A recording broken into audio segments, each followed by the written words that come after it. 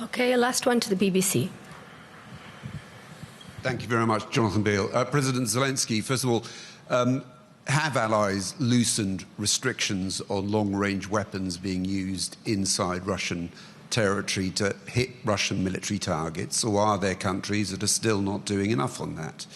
And then separately, I'd like to ask you, you were recently visited by Viktor Orban, who then went to President Putin. Today we hear Viktor Orban is meeting President Trump. Are you worried he's doing backroom deals without you knowing what's going on? Then I'd like to ask the Secretary General the same thing. Did you know he was going to see Trump? Do you know what he's going to talk about? And then just finally, Secretary General, on the decision by the US, the agreement between the US and Germany to allow long-range weapons, US weapons, to go into Germany from time to time, is that likely to antagonize Russia, or do you think it is a smart move? And if so, why? Thank you. Okay, thanks so much. First of all, answering on your question, first part of your question and previous questions of the lady. So we, of course, if we want to win, if we want to prevail, if we want to save our country and to defend it, we need to lift all the limitations. I spoke about it with partners, with UK leader, with United States President, with Secretary, all of that. And I will raise up this topic with very concrete facts. We understand where they stay. We understand from what military base they attack us. And if they attacked us and killed our children in the hospital, that is crazy question why we can't answer and attack this, especially this person, this military base, where from these guided bombs from jets or missile came, targeted us, killed our children. So for me, that's not rhetoric. For me, it's real plan. And for our people, not for soldiers. Not only for soldiers, that is their job, they understand it. Now this is the plan for all our nation. And we are waiting from our allies, and I'm sure that our friends, allies, will understand all this. We've got very good messages from UK leader, and I hope that we will have, we will make such decisions. And of course, again, if we really want to have Ukraine on the map and not to have Putin, who is attacked half of the planet, yes, we need to do very concrete steps, quick, very quick steps. And the second part of your question, I forgot, I'm sorry.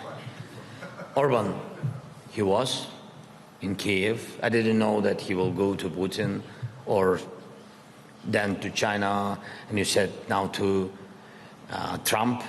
Yes, so what the question? Where he will go tomorrow? I don't know.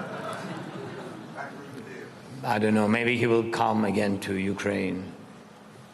I don't know. I mean, that's between us, with all respect to everybody, with all respect to all the countries, in big and small countries, but we have to understand that not all the leaders can make negotiations. You need to have some power for this. Okay, then on the same questions. So first, I can do the last question first on the issue of U.S. long-range missiles deployed in Germany. Well, they have announced that there will be periodic deployments of these long-range conventional missiles in Germany. That's first of all demonstrates the U.S. commitment to NATO, to European security, which I think is a good and very clear and welcomed message. Second, it demonstrates that NATO is about deterrence. The way NATO has prevented war, preserved peace, is by have at all times credible deterrence. We live in a more dangerous world. We have seen the aggressive actions by Russia against Ukraine, and therefore we have stepped up our conventional presence. We have strengthened our collective defense, and periodic deployments of US long-range missiles in Germany is part of that picture, and something I welcome. Then on different meetings conducted by different allied leaders and also the Hungarian Prime Minister, different allied leaders meet different political leaders and also sometimes meet opposition leaders in different countries. And it's not for NATO to try to regulate the kind of travel plans for different NATO leaders. What matters for NATO is that all NATO allies agree on the policy. And we have yesterday agreed a very strong declaration from the 32 allies expressing our support to Ukraine, supporting Ukraine's territorial integrity, sovereignty, and pledging to continue and to step up our support for Ukraine. And I agree actually with what President Zelensky just said, that of course language is important, but actions speaks louder than words. So of course the language on membership, the irreversible path to membership, is important. But in many ways what we do concretely together to support Ukraine is even more important. And the fact that we now are stepping up the provision of air defense systems, that enables Ukraine to prevail. And the only way for Ukraine to become a member is that Ukraine prevails as a sovereign independent nation in Europe.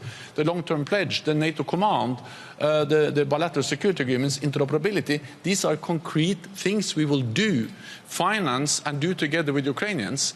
And for me, actually, these actions speaks louder than the language. The language is important, but more important is actually the concrete actions we are doing together with Ukraine. And all allies have agreed on this. So that matters. That's the language from NATO, regardless of which leaders in opposition or in position different NATO prime ministers or presidents meets. That doesn't undermine or reduce the importance of what we have agreed. Yeah. Okay. Thank you, Secretary General. Thank you, President Zelensky. We will see you all after the NATO-Ukraine Council. Thank you so much. Thank you so much. This is the hero. No.